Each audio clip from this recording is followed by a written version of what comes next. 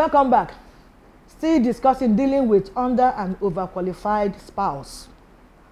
Do marriage fall apart if the woman is earning more than the man? Do you think so?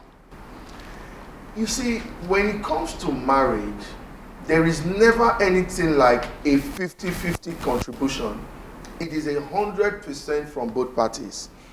Until that is understood, things will fall apart. Use the word understood. Not just because of money alone, but because of many other things.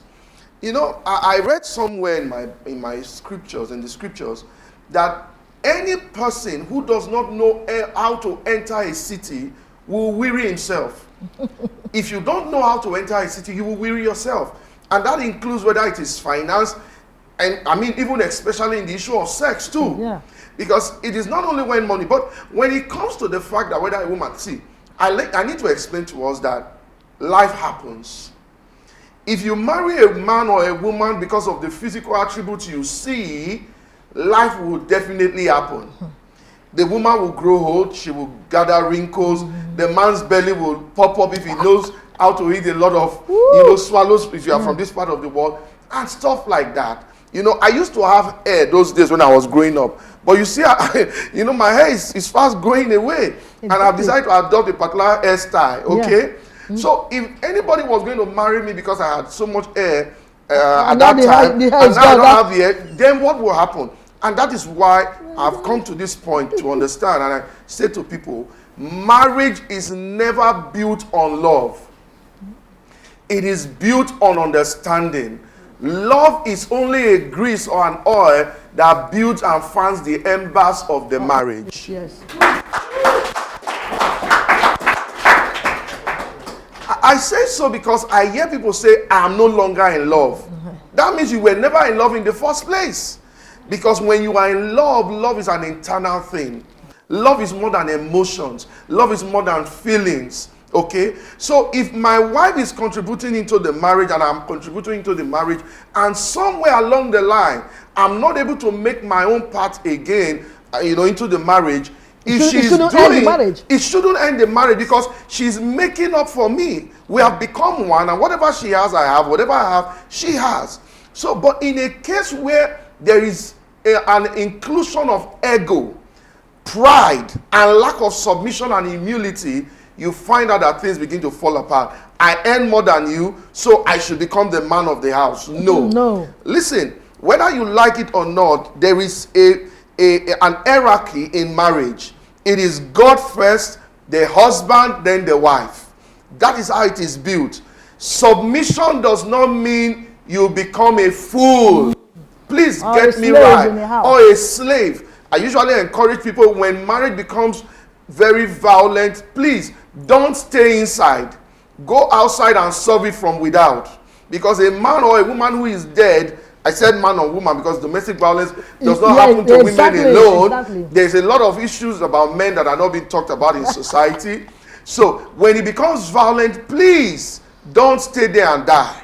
Okay, so money shouldn't be an issue because money is never the foundation for which marriage is built.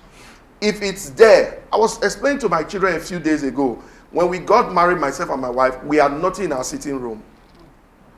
Absolutely nothing. No. Just 2 plastic chairs and another table. Okay? But today, the story has changed. For good. Because we built it over time. She didn't come in there because I had something. She knew I had a vision. And it is that vision we are both pursuing today.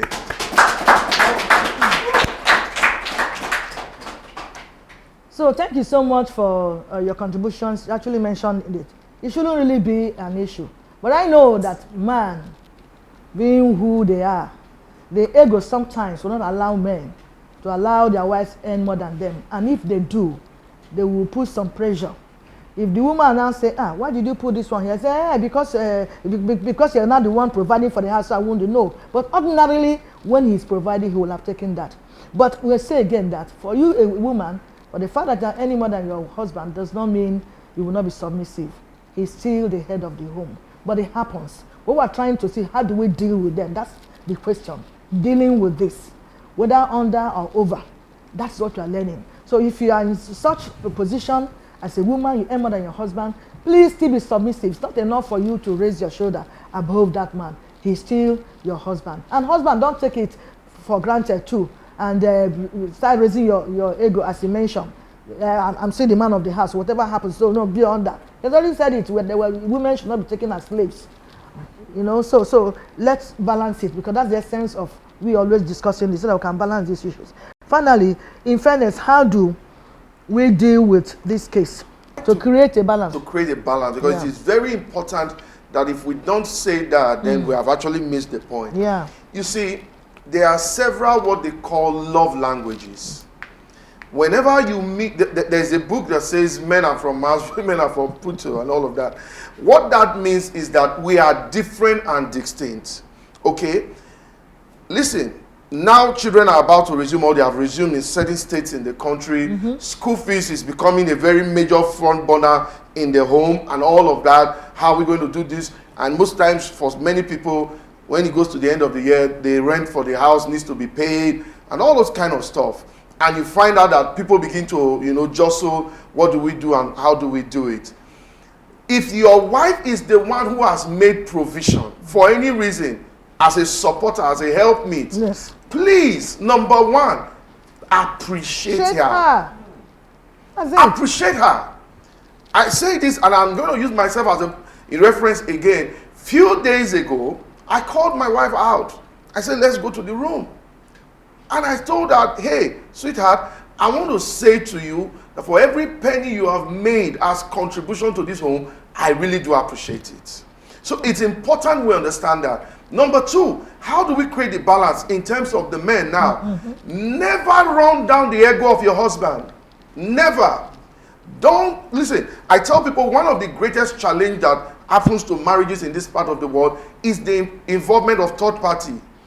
If you want your marriage to succeed, I say this very emphatically, please avoid third parties. Whether it's your father, your mother, you're not a baby.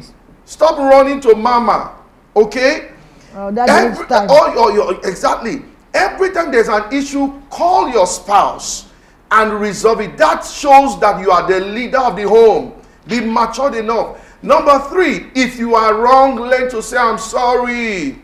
Learn to say, I'm sorry. Listen, humility does not take anything from you. Instead, it adds to you.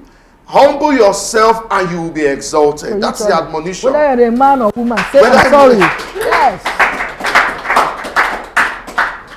Then I must also say, if you're at this point and you're listening and you don't have a vision for your family, please go write one down. Go write one down. And not just write it, it is said that those who write it down must run with it. And a vision must be something that is realistic. Don't write, we are going to travel to London next month when your salary is 50,000. People say they live by faith. I'm a faith preacher. I walk by faith, but faith is not stupidity. Exactly. Okay? Yes. So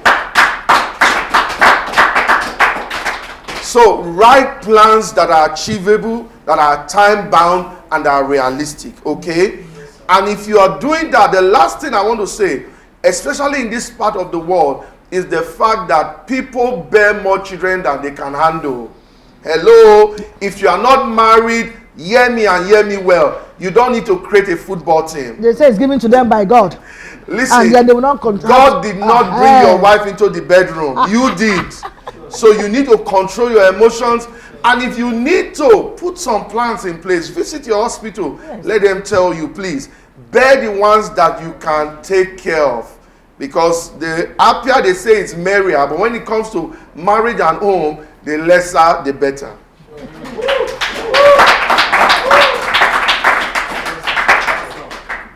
Thank you so much. You know, when you are making some of your points, you mentioned that if a husband is not, or a wife is not up to qualify to the husband Yes. should make her. You should make up, yes. So it's vice versa. Exactly. Yeah, now if you send your more qualified than your husband, encourage your husband to also come up. It's not only you, even me. I married my husband just about let me just say OND holder. And he has BSc already. But on my own, he encouraged me to study. Today, I'm a master degree holder. Beautiful. Even though he's a PhD holder.